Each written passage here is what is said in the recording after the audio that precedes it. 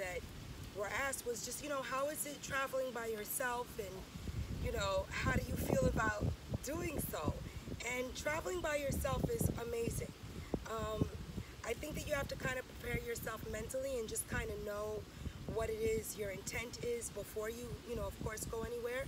But what I would say about traveling, especially by yourself, is that, you definitely want to be aware of certain energies. You want to be aware of not being out too late or being in certain environments that you don't know. And that goes for anything in life, which is why I encourage people to do so. If you haven't traveled anywhere, if you're thinking about going somewhere, but you're like, wow, I don't have anybody to go with, and I'm not going to have anybody to eat with, all these things are definitely realities that you're going to face, but they're really not that bad. When you think about it in the long run, you're going to have an amazing time wherever it is you go.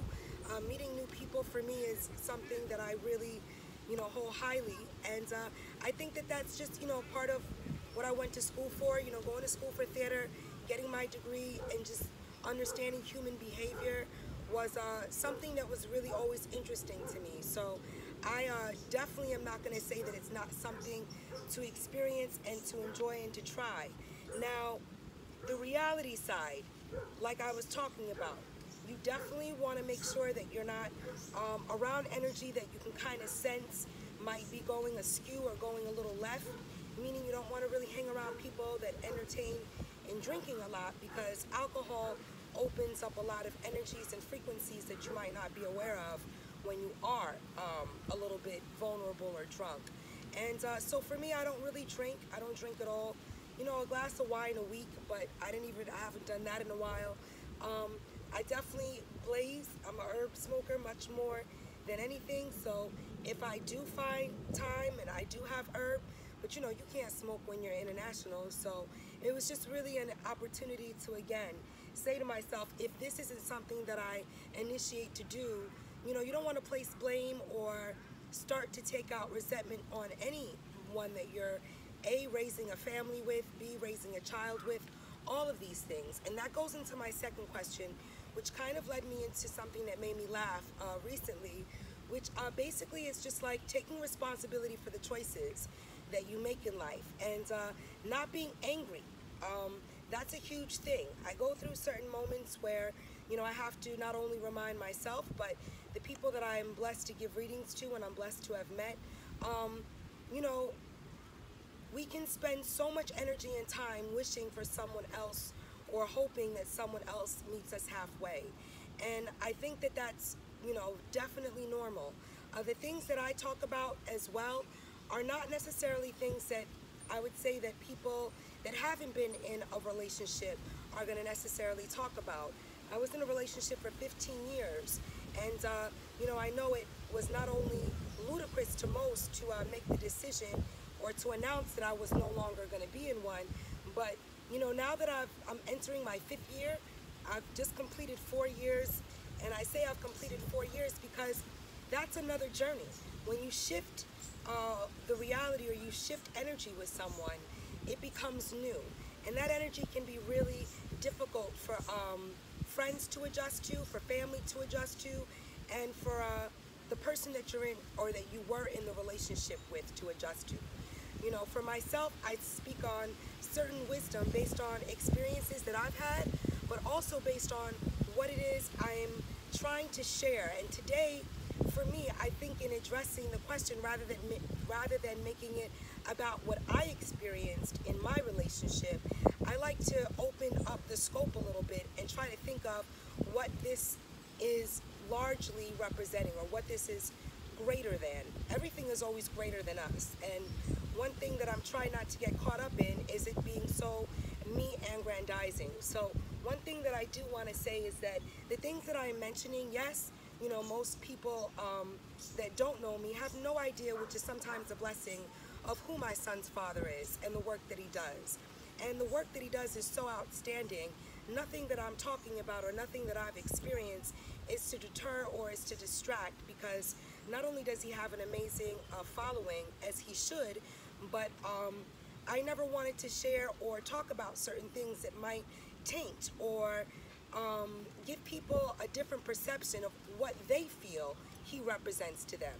And that comes with a great responsibility, because I still don't want to be at a disservice to my own evolution and growth, and that's the balance. So this question was, basically based on, how do you move forward, or how do you deal in raising or co-parenting or doing anything with someone else when you're no longer in a union with them, and how do you deal with the baby's father or the person that you have the child with not necessarily meeting you halfway in certain stuff. And we know the people that we have children with before. I would like to say that most of us do.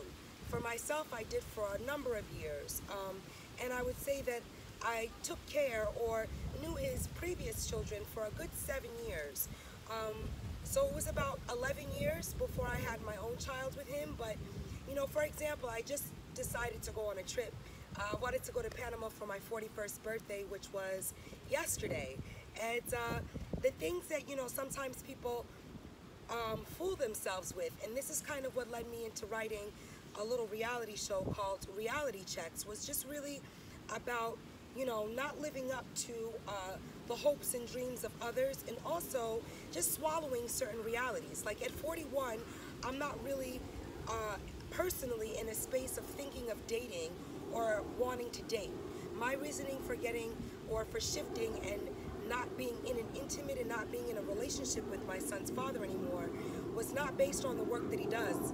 It was definitely based on who we were becoming and what I learned over the time that I'd been with him. I never was or am about changing anybody's energy, and it's also just to be aware of, like, okay, if this is, things change when you have a child, meaning you have to wake up at a different time, you have to go out and get things and be more aware. And it's not to say that my son's father is not a genius in the work that he does, but I think oftentimes in having such responsibility, in being the spokesperson and in teaching such amazing history for so many years, there were certain things that I'd learned in our personal setting that I wouldn't even necessarily address, because not only am I aware that Asir doesn't talk about anything private in his life, this isn't to talk about anything private, it's to learn how to take responsibility for energy that you cannot control. For example, I'm going to share this with you guys because this is partly something that I thought of before I went on my trip.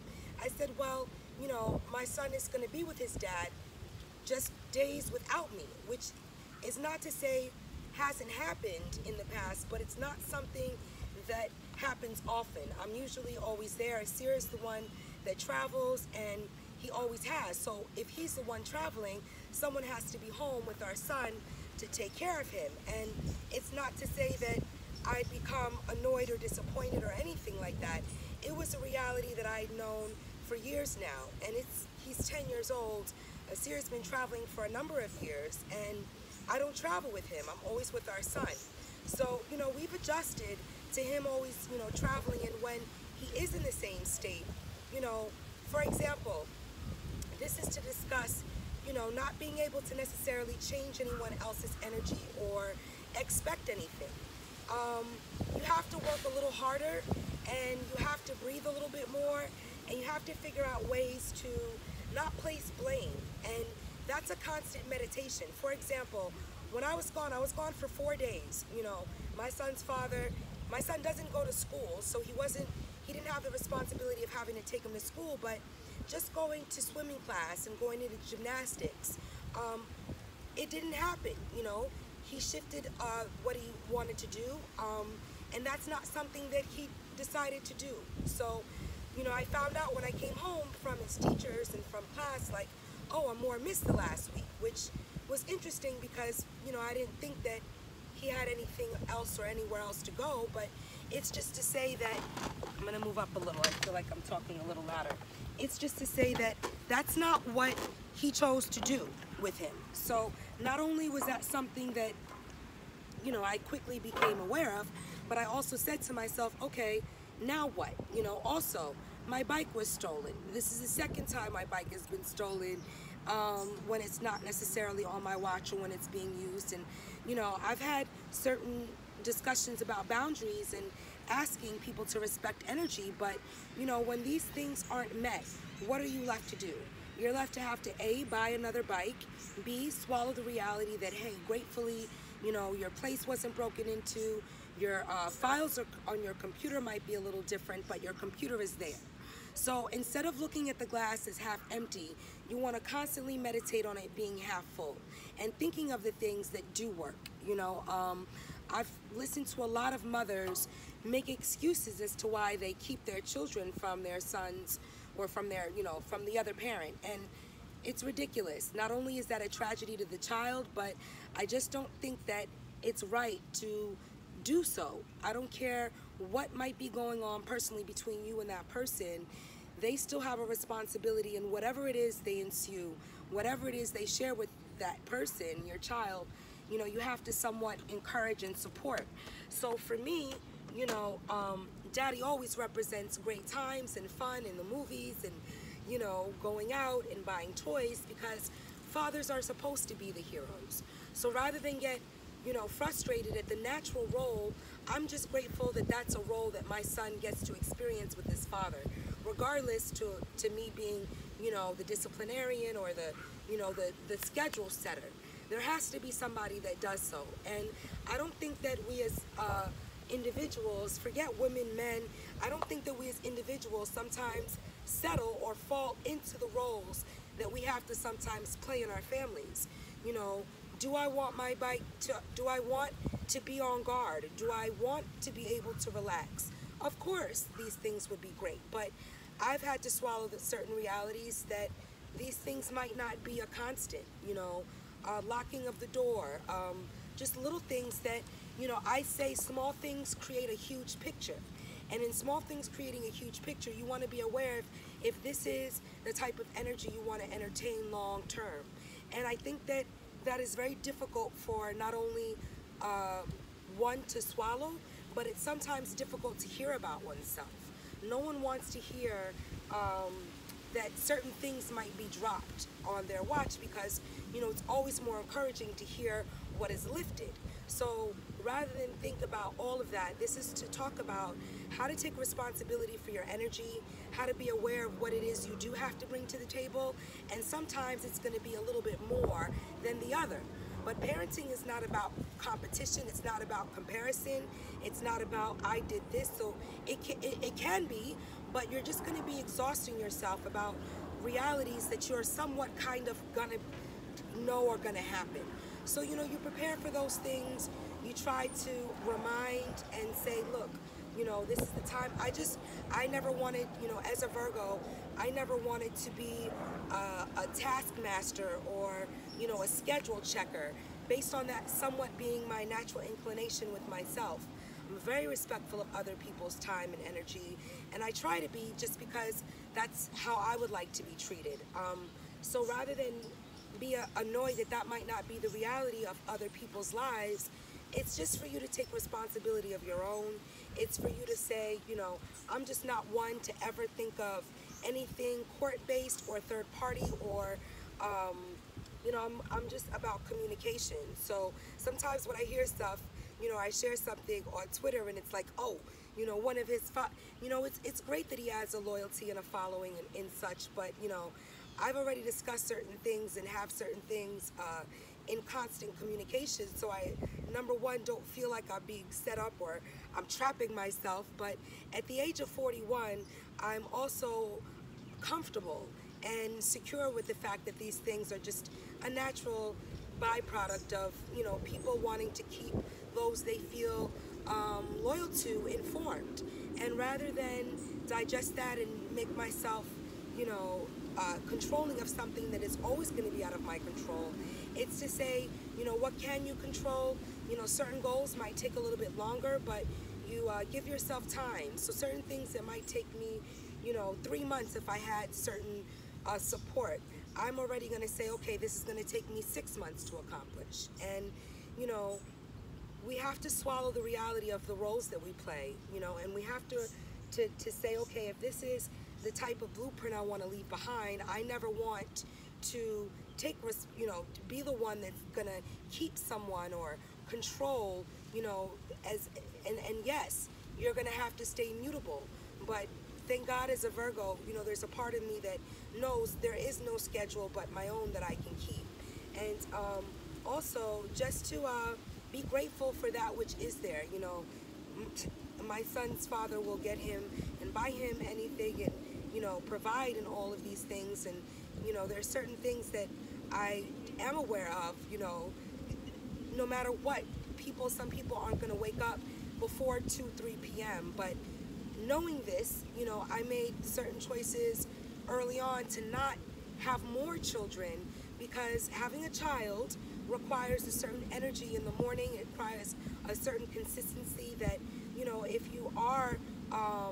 if you are dedicated and feel as though your life's work is also something so greater than the one or than the whole, then it's for you to step back and say, is this working for me? And I definitely did my homework and am consistently doing so.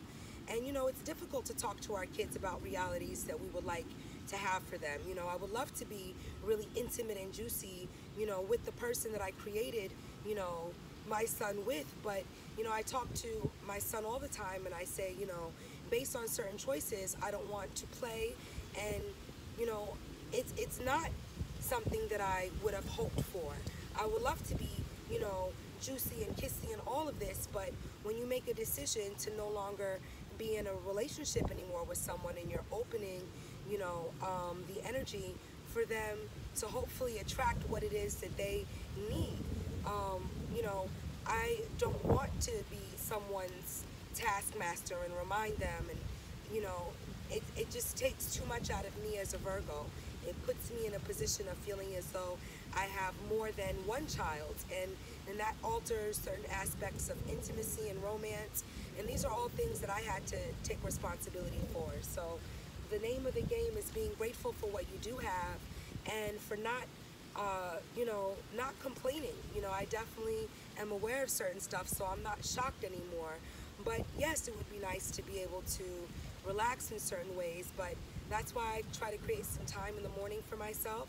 I do yoga every day, and I know that I'm not perfect. I would love to, just fold. Sometimes I hear people and they're like, oh, well, he says these things because, I don't even know what other people say, because I don't watch or listen or focus on other people's energy right now.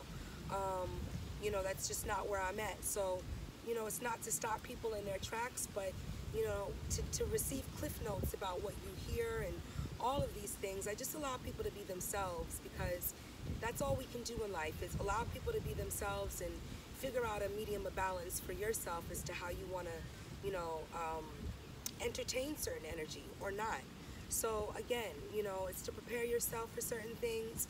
To not have certain expectations doesn't mean that you don't have goals set for yourself. It just means that you don't place a lot of hope and value outside of what you can manifest. And then when things are done, you're almost excited and grateful, because they're not even things that you thought would happen. So, at the end of the day, I'm just very grateful for that. And much more to everybody. CordobaOrganics.com, a number of beauty products for skin, hair, and body. None of them have any parabens or chemicals or any type of ingredients that are not holistically based, that are not organic.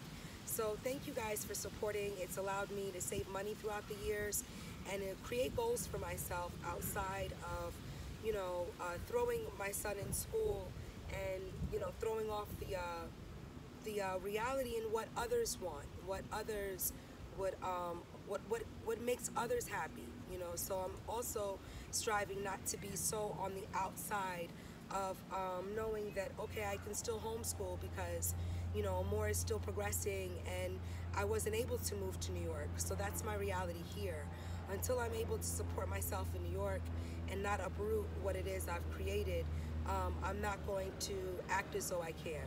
So much love and myrrh. I think that's, the name of and the nature of the game. My birthday yesterday was in bed, and it was really peaceful. And those are things that I'm not often, able to do. So I'm grateful that Amor is so chill a child that laying in bed for me didn't really throw anything off for him. He was grateful to play video games and to have a really good afternoon. And, you know, I think that less sometimes really is more, and not having great expectations and knowing that I'm not in an environment that I grew up in and that I've cultivated a whole bunch of energy and hanging out with women. You know, these are the things and these are the prices that you pay. So I'm grateful and I'm thankful. And that's all we can do is be grateful and thankful. So thank you.